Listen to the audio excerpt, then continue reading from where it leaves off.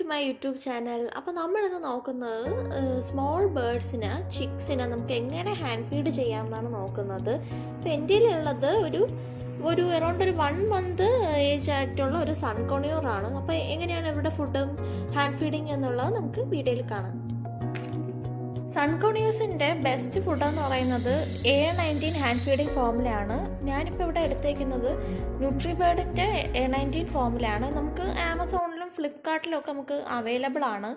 ഇതൊരു 250 grams ഒരു പ്രോഡക്റ്റാണ്.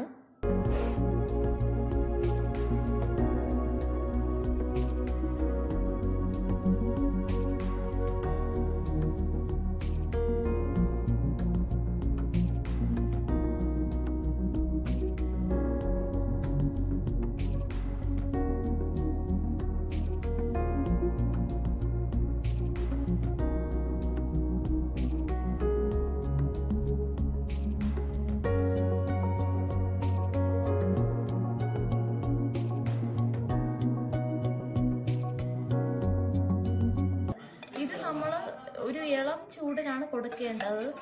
അതായത് അധികം നമുക്ക് ചൂടും വേണ്ട, അധികം തണുപ്പും വേണ്ട. ഒരു ഇളം ചൂടായിരിക്കണം, എന്നാൽ മാത്രമേ അത് കിളികളിൽ ഡൈജസ്റ്റ് ആവുള്ളൂ. അപ്പോൾ ഇനി നമുക്ക് സിറിഞ്ച് നോക്കാം. ഇതാണ് ഞാൻ യൂസ് ചെയ്യുന്ന സിറിഞ്ച്, ഫീഡിങ് സിറിഞ്ച്. നമ്മുടെ മെഡിക്കൽ സ്റ്റോറിൽ അവൈലബിൾ ആണ്. ഇതൊരു 10 ml സിറിഞ്ചാണ്. ഇനി നമുക്ക് ഫീഡിങ് സിറിഞ്ച് എടുക്കാം. ഞാനിവിടെ യൂസ് ചെയ്യുന്ന ഒരു 10 ml ഒരു സിറിഞ്ചാണ്. നമുക്കിത് മെഡിക്കൽ സ്റ്റോറിൽ അവൈലബിൾ ആണ്. അതിന് നീഡിലെടുത്ത് കളഞ്ഞിട്ട് സിറിഞ്ച് മാത്രം യൂസ് ചെയ്യാം. നമ്മൾ ഒരു 12 ml വരെയൊക്കെ നമുക്ക് ഫീഡ് ചെയ്യാം കോണിയോസിനാണെങ്കിൽ. ഞാനിവിടെ ഒരു 10 ml ഏകദേശം എടുക്കുന്നുണ്ട്. ബാക്കി ഇനി ഒരു 2 or 3 ml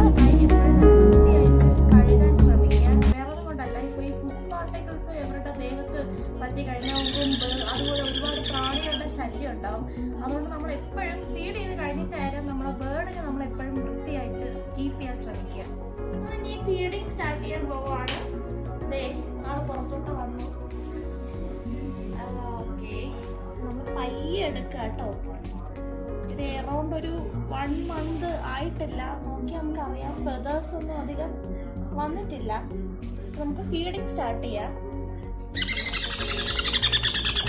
ഫീഡ് ചെയ്യാൻ വേണ്ടി നമ്മൾ ശ്രദ്ധിക്കേണ്ട കാര്യം, നമ്മുടെ ബേർഡിന്റെ റൈറ്റ് സൈഡ് പിടിച്ച് വേണം നമ്മൾ എപ്പോഴും ഫീഡ് ചെയ്യാൻ വേണ്ടി. ബിക്കോസ് അതിന്റെ ലെഫ്റ്റ് സൈഡ് എന്ന് പറയുന്നത് ലങ്സ് ആണ്. അപ്പോൾ നമ്മുടെ റൈറ്റ് സൈഡിൽ തലയൊന്ന് പൊക്കി പിടിച്ചിട്ട് വേണം കൊടുക്കാൻ.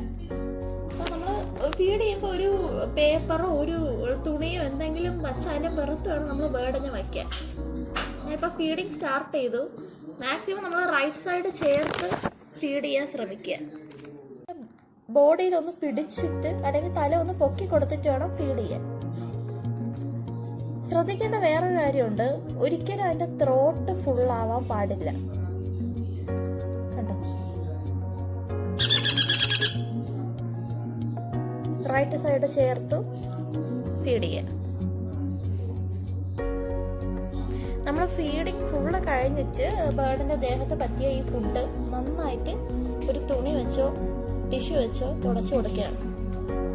മൂക്കിൽ പറ്റിയിരിക്കുന്ന ഫുഡ് മാക്സിമം തുടയ്ക്കാൻ ശ്രമിക്കുക.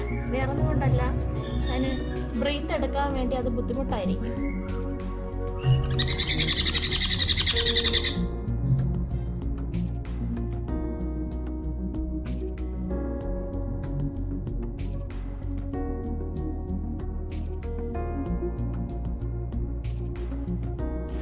ഓക്കെ, അപ്പം നമ്മൾ നമ്മുടെ ബേബി ബേർഡിനെ ഫീഡിങ് ഒക്കെ ചെയ്ത് കഴിഞ്ഞു. അപ്പം ഇനി നമുക്ക് അതിനെ കൂട്ടിൽ വെച്ച് ക്ലോസ് ചെയ്യാം, ബാസ്ക്കറ്റ് ക്ലോസ് ചെയ്യണം.